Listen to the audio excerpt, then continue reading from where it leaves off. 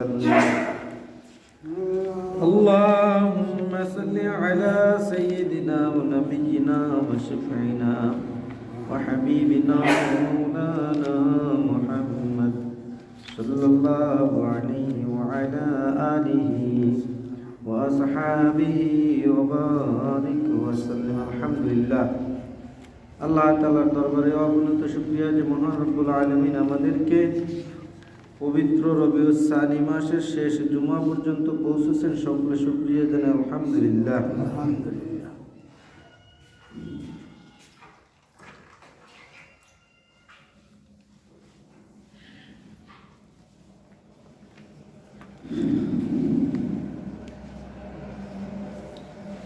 রমজানের আর মাত্র 2 মাস বাকি। সামনের মাস হলো রজব মাস।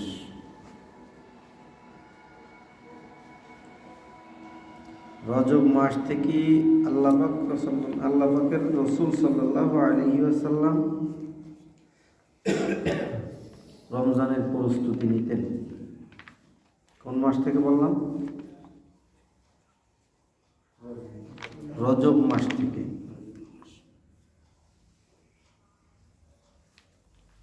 প্রস্তুতি নিতেন আর দোয়া করতেন, আল্লাহুম্মা বারিক লানা ফি রজব ওয়া শাবান ওয়া বাল্লিগনা রমাদান। হে আল্লাহ, রজব এবং শাবানের বরকত আমাকে দান করা, রমজান পর্যন্ত বৃদ্ধি করো।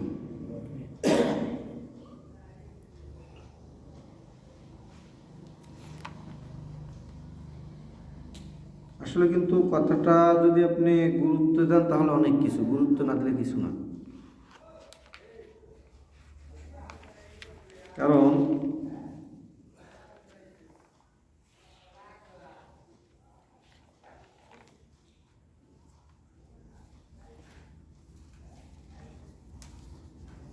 রমজান মানুষকে শিক্ষা নিয়ে আসে, শিক্ষা দেওয়ার জন্য।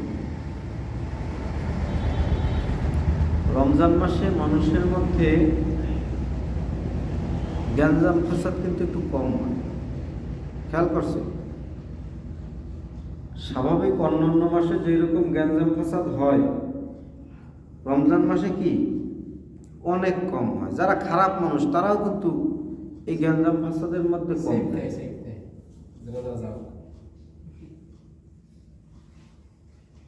তার মানে এইটি কিন্তু একটা বড় শিক্ষা।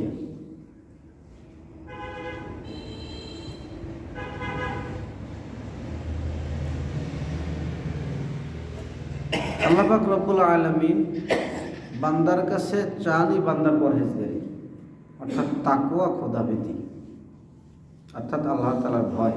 এইটাকে সাধারণত বলা হয় খোদাভীতি। খোদা হলো ফার্সি শব্দ, কিন্তু আমাদের ব্যবহারিক পূর্বপুরুষরা ব্যবহার করছেন বিধে ওটা আমাদের মধ্যে আসছে গেছে। যার কারণে দেখবেন কোনো একটা কাজের শেষে কয় আল্লাহ হাফেজ, ওই জায়গায় কয় খোদা হাফেজ। মানে আমরা বলি আল্লাহ হেফাজতকারী, ওইটাকেই বলা হচ্ছে খোদা হাফেজ, মানে খোদা হেফাজতকারী। ওখানে খোদা বলতে আল্লাহকেই বোঝানো হয়েছে। যদিও খোদা শব্দের মূল অর্থ হলো আপনার কি বলে, মানে বাদশাকে বোঝানো হয়। কিকে বোঝানো হয়? বাদশাকে। তবে ওখানে ওই যে খোদা দ্বারা আল্লাহ তাআলাকে বাদশা হিসেবে গ্রহণ করা হয়েছে, এই জন্য বলায় সমস্যা না। তবে খোদা হাফেজ বলায় কোনো সওয়াব হয় না, আল্লাহ হাফেজ বললে সওয়াব হয়। বুঝতে পারলাম নাকি? একই কথা, কিন্তু সওয়াব হয় না। যেরকম আপনি রোজা বললে সওয়াব হইবে না, সম বা সিয়াম বা রমাদান বলবেন সওয়াব হইবে। খোদা বর্ষাকে বলবেন না কি হয় মুসলমানের জন্য নাজায়েজ? না, নাজায়েজ বলা যাবে না। কারণ নাজায়েজ হওয়ার জন্য শর্ত হলো খোদা যদি আরবি ভাষা হইতো, আর ওটা যদি শুধু একটা অর্থ দিত তাহলে বলা যাইত। বুঝতে পারলাম নাকি পারিনি? কারণ নামাজ বললে কোনো সওয়াব হইবে না, কিন্তু সলাৎ বললে সওয়াব হবে। তার মানে কি নামাজ বলা যাবে না, রোজা বলা যাবে না? কারণ আমরা তো আরবি ভাষায় কথা কই না, এই কথা তো বহু কয়েক জুমাই বলছি। আমরা কথা বলি আমাদের ভাষায়, আমরা সরাসরি বাংলাও সবাই বলি না, আমাদের আঞ্চলিক ভাষাটাই বেশি বলি। তারপরেও যেহেতু বাঙালি, বাংলা ভাষাই বলি। তাহলে বাংলা তো আর আরবি ভাষা না। সালাদ তো বলে, আর যারা জানলেও না তারাও বলে। নামাজ বললেও পাপ নাই, কারণ এটা পরিভাষা হয়ে আইছে। নামাজ বললেই আমরা বুঝি কি, সলাৎটাকেই বুঝি। আর সলাতের অনেকগুলো অর্থ আছে, কিন্তু নামাজ বললে আমরা বুঝি এইটা। দুরূদ শরীফ এটাও কিন্তু সলাৎ, কিন্তু নামাজ বললে কিন্তু আমরা পৃথকভাবেই বুঝি যে এইটাই নামাজ, মানে এইটা সলাৎ। রোজা বললে আমরা রোজা শব্দের অর্থ হলো রোজ রোজ আসে, রোজ মানে রোজ রোজ প্রতিদিন আসে, এই জন্য রোজা। কিন্তু রোজা বললেই বুঝি কি, সম বা সিয়াম বুঝি নাকি? খোদা বললে কি আপনি বাচ্চারে বোঝেন না আল্লাহরে বোঝেন? কারে বোঝেন এই কথা? ওরা বলেন না কে কে যে যা বলুক, খোদা বললে আপনি কারে বোঝেন? আল্লাহরে বোঝেন। আমাকে সরকারের কোনদিন খোদা কই বলাইছি? আমাকে মালিককে কোনোদিন খোদা কই বলাইছি? যারা মালিকের কাজকর্ম করেন, ওটা ভাষাগত একটা পার্থক্য। যদি আমরা ওইখানে দুইটা এক করতাম তাহলে শিরক হইতো, তাহলে নাজায়েজ ছিল। আগে বুঝতে হবে বিষয়টা। নাজায়েজের জন্য শর্ত কি? দুইটা একত্র করা। কেন যে নাজায়েজের জন্য শর্ত কেন? কারণ এখানে হলো শিরিক, মূল মানে যে কারণে সেটা হলো শিরিক। কিন্তু এখানে তো আমরা শিরিক করছি না, আমরা তো সরাসরি আল্লাহকেই খোদা বলছি। যেমন আমি উদাহরণ দিয়ে কয়েক জমে বলছি যে আমরা বলি মা, কিন্তু আরবিতে কি মা অর্থ মা? আরবিতে অর্থ মা অর্থ না, আর হলো মা অর্থ যা। অন্তস্থ যায় আকারে যা, দন্তন্য আকারে না, এটা হলো বাংলা অর্থ মা। কিন্তু আমরা তো মা কই। মার আরবি কি বলছিলাম? কি বলছি বললাম? মার আরবি উম্মুন। কি উম্মুন? কিন্তু আমরা কি উম্মুন বলি না। এই জন্য এই সমস্ত ভাষাগত দিক এইটা বলা যাবে না। কারণ আমরা খোদা বললেই বুঝি যে ওটা আল্লাহকে বলা হয়েছে। আমাদের দেশে খোদা অন্য কাউকে বলা হয় না। যেই সমস্ত দেশে খোদা অন্য কাউকে বলা হয়, এটা ওই দেশের ব্যাপার। সোজা কথা যেটা আমরা কলা বলি, মাউজুন অর্থ কলা। কি অর্থ? মাউজুন অর্থ কলা। আমরা কি মাউজুন কই? লাহমুন অর্থ গোশত, আমরা লাহমুন কই? বলি না কিন্তু।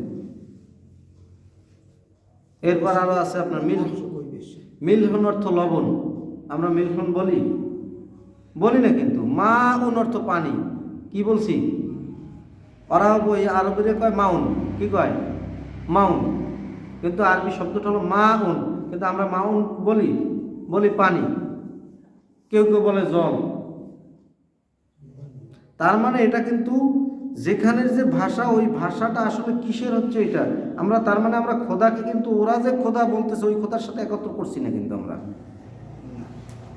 সুতরাং এই খোদা বলা নাজায়েজ নয়। তবে খোদা বললে কোনো সওয়াব হবে না, নামাজ বললে কোনো সওয়াব হবে না, রোজা বললে কোনো সওয়াব হবে না। সওয়াব হবে কি? যদি আমরা আল্লাহ বলি সওয়াব হবে, যদি আমরা সলাৎ বলি সওয়াব হবে, সিয়াম সম রমাদান বলি সওয়াব হবে। এইটি পার্থক্য, আর কোনো পার্থক্য না। মা বলি সওয়াব হবে না, উম্মুন বলি সওয়াব হবে। আমরা কই বাবা, বাবুন অর্থ দরজা আরবিতে, আর আবুন অর্থ পিতা। কিন্তু আমরা বলি কি? বাবা। বাবা কি আরবি শব্দ? শব্দের সাথে অর্থের মেলা তফাৎ।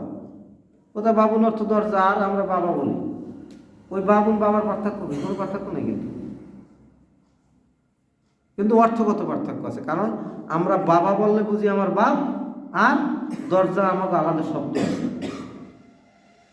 আরবিতে এই যে আমরা বলি না দাদা দাদি, নানা নানি, নাতি, এরকম বলি না, অথচ এই দাদা দাদি শব্দটাই আরবিতে নেই, নানা নানি শব্দটাই আরবিতে নেই। না, সোজা কথায় যেটা আছে কি চাচা আছে, চাচার আরবি শব্দ হলো আম্মুন। আম্মুন অর্থ চাচা। আর আছে কি মাতা আছে, মাতার আরবি কি উম্মুন। বাবার আরবি হলো আবুল। এরপর আছে কি আবি, আবি অর্থ সন্তান।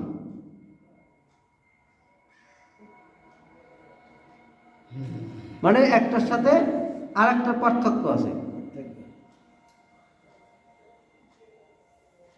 না। আবি অর্থ সন্তান না, ভুল বলছি। আবি অর্থ পিতা, ইবনুন অর্থ সন্তান, ইবনুন। এখন দেখা যায় যে এখানে আসছে কি, দেখবেন আরবিতে যখন আপনি যদি কোনো হাদিস পড়েন তাহলে পাবেন কি অমুকের ছেলে অমুক, অমুকের ছেলে অমুক, অমুকের ছেলে অমুক, হয়তো পাবেন এভাবে। অথবা পাবেন কি অমুকের পিতা অমুক, অমুকের পিতা অমুক, অমুকের পিতা অমুক। এই জন্য আপনি যখন আপনি হাদিস পড়বেন, এটা নিয়ে দেখবেন ইউটিউব যারা দেখেন তারা, বিশেষ করে ভিডিও যারা দেখেন, ভিডিওর মধ্যে একটা কথা আছে যে নাতিরে কি কইয়া ডাক দেবে, এটি নিয়ে একটা প্রশ্ন আছে। কিন্তু এই প্রশ্নটায় ওই যে নাতিরে দাদু ভাই কয়, ভাই বলা যাবে না, এটা নিয়ে একটা প্রশ্ন করছে। কিন্তু কি বলতে হবে? আব্বু বলতে হবে, আব্বু বলতে হবে। এটা হলো তাদের ভাষা, মানে তাদের কথা। কিন্তু আমাদের তো আলাদা ভাষাই রয়েছে, প্রত্যেকের পৃথক পৃথক ভাষা আছে। আমরা দাদা বললে কেউ বুঝবে না যে বাপ, বুঝবে কেউ? নাতি বললে কেউ বুঝবে না, ছেলে বুঝবে না। তার মানে আমার কিন্তু আলাদা ভাষা। এটা আল্লাহ তাআলার একটা রহমত যে আমি মাঝে মাঝে মানে এটা নিয়ে খুব নিজের খুব ভালো লাগে যে আসলে আমাদের ভাষাটাই প্রত্যেকটা পৃথক পৃথক অংশ, একটাকে আর একটা বোঝানোর কোনো ক্ষমতা নেই। কিন্তু আপনি আরবি দেখবেন, ইংরেজি দেখবেন, ইংরেজিতে আঙ্কেল বলতে তো অনেকের বুঝাই, আন্টি কই যে আমরা আসলে ইংরেজি ভাষার সাথে তো আন্টি না অ্যান্ট, কিন্তু এই যে আংটি বলতে তো অনেক কি বুঝায়। কিন্তু বাংলা ভাষাটা আল্লাহ তাআলা আমাদের যে দেশে, এই ভাষাটা হলো একেবারে সব পৃথক করা সম্ভব, একেবারে সোজা। এটা আল্লাহর আসলে একটা রহমত। আরও একটা জিনিস দেখবেন, এটা আর একটা চমৎকার করার কথা বলি, একমাত্র বাঙালিরা অন্য অন্য সব ভাষা কম বেশি বলতে পারে। আপনি দেখবেন বাঙালিদের মধ্যে সবাই পারে না যদিও, কারণ সবাইটা তো সব সম্ভব না। বাঙালিদের মধ্যে এমন মানুষ আছে যে বাংলা পারে, ইংরেজি পারে, আরবি পারে, উর্দু পারে, ফার্সি পারে, আর অন্যান্য ভাষাও পারে। কিন্তু এইরকম যে মিশ্র ভাষা পারে অন্য কোনো দেশের মানুষ পাইবে না। একবার মরক্কো থেকে একটা জামাত আসছে, আমি একটা মাদ্রাসায় চাকরি করি, শরণখোলা বড় হুজুর মাদ্রাসায়। তো ওই সময় ওই এক আলেম সাহেব আসছে ওই মাদ্রাসায়, সাক্ষাতে আসছে পরে এখন এক হুজুরকে নাজেমে তালিমাত, অর্থাৎ বাংলায় বলে শিক্ষা সচিব, ওটা আরবিতে বলে নাজিমে তালিমাত। তো ওই নাজিমে তালিমাত ওই মাদ্রাসায় যে তাকে বলতেছে যে আপনি লেখাপড়া করছেন কি? তখন ওই কথা বলার পরে তারপর বলছে যে আমি আমাদের বাংলাদেশের নীতি অনুযায়ী আমি মাদ্রাসা থেকে দাওরা পাস। এখন বলছে যে আপনি বুখারি পড়ছেন? এখন এই নাজমে তালিমাত বললো যে শুধু বুখারি না, আমি বুখারি পড়ছি, মুসলিম পড়ছি, ইবনে মাজা পড়ছি, নাসাই পড়ছি, আবু দাউদ পড়ছি, মানে অনেকগুলো হাদিসের নাম বললো। বলার পরে এখন ওই লোক তাকেই দিয়েছে। এর একটা কারণ আছে, কারণ ওই দেশের যে সিলেবাস, ওই দেশে বুখারির জন্য শুধু বুখারিই পড়ায়, বুখারি আলাদা, মুসলিম আলাদা, ওটা আলাদা সিলেবাসে পড়ায়। কিন্তু এই দেশের সিলেবাস তো ওই রকম না। এই জন্য এই কলেজে এক স্যার ছিল আখলাক স্যার। এই আখলাক স্যার আমি একটা প্রশ্ন করাই, তাকে সে বলছে কি, কয় তুমি ভুল দেশে জন্মগ্রহণ করছো। আমি কই কেন? কয় তুমি যেইভাবে শিখতে চাচ্ছ সেইভাবে আমাদের কারিকুলাম না। মানে গণিত নিয়ে একটা প্রশ্ন করায় সে বলছে আমাদের দেশের সিস্টেমটা ভিন্ন। তা তখন ওই আখলাক স্যারের কথার সাথে আর ওই যে আলেম সাহেবের মানে কথার সাথে আমি দেখলাম আসলে তো কথার যুক্তিগত আছে। তার কথা হলো যে এটা আমাদের, এটা আল্লাহ তাআলা বিশেষ একটা নিয়ামত দিয়েছে।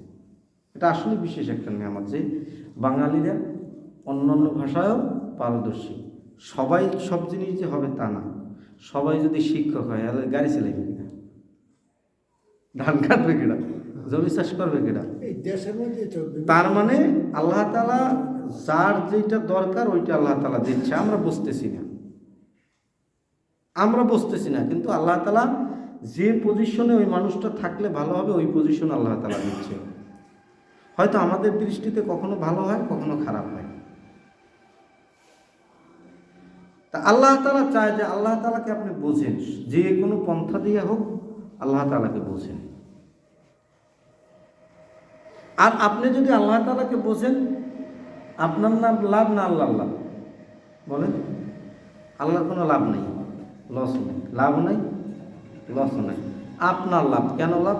কারণ আল্লাহ তাআলা যেই দেহ আমাদের দেশে আর যেই রূহ আমাদের দেশে, অর্থাৎ দেহ আর আত্মা আমাদের দেশে, এই দেহ আর আত্মাটারে যদি ভালো রাখতে হয় তাহলে আল্লাহ তাআলার বোঝার দরকার আছে। দেহ আর আত্মারে ভালো রাখতে হইলে আল্লাহকে বোঝার আমাদের অবশ্যই দরকার আছে। খালি একটু নিজেকে নিয়ে কতক্ষণ চিন্তা করবেন, একা একা কিছুক্ষণ চক্ষু বন্ধ করে রেখে এরপর চিন্তা করবেন যে আল্লাহ তাআলাকে থেকে আপনি কি পাইছেন। এইটা চিন্তা যখনই করবেন তখন আপনার প্রশ্ন আসবে যে আল্লাহ তাআলা থেকে আমি কি পাইনি।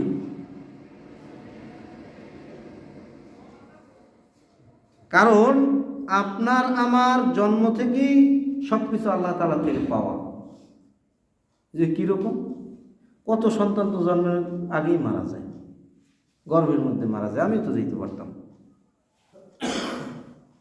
জন্মের পরে কত সন্তান জন্মের পরে মারা যায় ছোট অবস্থা, তখন আমি মারা যাইতে পারতাম। কত রকম অত্যাচার সহ্য করতে হয়, আপনি কতটুকু অত্যাচার সহ্য করছি বলেন? তুলনামূলক তেমন না, কিন্তু হয়তো সাময়িক কিছু কষ্ট হয়েছে, সাময়িক কিছু বিপদও আল্লাহ তাআলা আপনাকে আমাকে দিয়েছে। কোনো বিপদ আল্লাহ তাআলা স্থায়ী রাখে না। এখানে কম বেশি সবাই দুই একটা বিপদের সম্মুখীন হয়েছে। কোনো বিপদ কি কারো স্থায়ী রাখছেন আল্লাহ তাআলা? বলতে পারবেন কেউ? কোনো বিপদ আল্লাহ তাআলা স্থায়ী দেয়নি। যদি আপনার সন্দেহ হয়, আজকে এই কথাটা আপনি আপনার মনের মধ্যে কাটতে না, যে ইব্রাহিম হুজুরে কইছে যে কোনো বিপদ, এই পৃথিবীতে যত বিপদ আছে কোনো বিপদ আল্লাহ তাআলা আজীবনের জন্য দেয় নাই। বিপদ থেকে আপনি উদ্ধার হবেনই, আল্লাহ তাআলা আপনাকে উদ্ধার করবে। কারো মাধ্যমে করুক আর মাধ্যম ছাড়া আপনার নিজের দিয়েই করুক, বিপদ থেকে আপনি উদ্ধার হবেনই। তাহলে বিপদ থেকে যদি আপনি উদ্ধার হন তাহলে আপনি পাপের কাছে কেন যান বলুন? পাপের কাছে যাওয়ার তো প্রয়োজন নাই। একটু নিজেকে আল্লাহ তাআলাকে বুঝে নিজেকে একটু গুছানোর চেষ্টা করে। পাঁচ ওয়াক্ত অন্যান্য জিনিস যদি কমও থাকে আমলের মধ্যে, অন্তত পাঁচ ওয়াক্ত সালাতটা ঠিকমতো পড়েন, এটা আমার অনুরোধ। পাঁচ ওয়াক্ত সালাত যদি আপনি গুরুত্ব সহকারে পড়েন তাহলে দেখবেন আস্তে আস্তে আস্তে আস্তে আপনার সব কিছু পরিবর্তন হবে, আপনার সব কিছু পরিবর্তন হবে। একটু গুরুত্ব দিয়ে পড়েন। সবাই তো কয় জামাতে পড়েন, আমি জামাতে পড়ার জন্য তাকিদ দিই না। কারণ কি, আপনি পাঁচ ওয়াক্ত সালাত যখন আপনি নিজের মধ্যে গঠন করতে পারবেন, জামাতে পড়ার মন মানসিকতা আপনার এমনিই পয়দা হয়ে যাবে। আমি বলে আপনি একা পড়েন, জামাতে পড়েন, যেখানে পারেন সেখানে পড়েন, কিন্তু পাঁচ ওয়াক্ত সালাতে একটু গুরুত্ব দিয়ে পড়েন। গুরুত্ব দিয়ে পড়লে কি লাভ? আপনি দেখবেন আপনার লাভগুলো আপনি নিজেই পাইবেন। এর জন্য কারো কাছে যাইতে হবে না। গত জুমায় না তার আগের জুমায় বলছিলাম যে দোয়া করার জন্য কোনো হুজুরের দ্বারা যাওয়ার প্রয়োজন নেই। আল্লাহ যদি কাফেরের দোয়া কবুল করে, মুনাফিকের দোয়া কবুল, মুনাফিকের কথা বলা না, ফাসিকের দোয়া কবুল করে, তাহলে আপনার দোয়া কবুল করবে না কেন? কারণ আপনি তো আল্লাহকে আল্লাহ বললে স্বীকার করেন, আপনি তো আল্লাহর ভগবান হন না ভুল কইছি?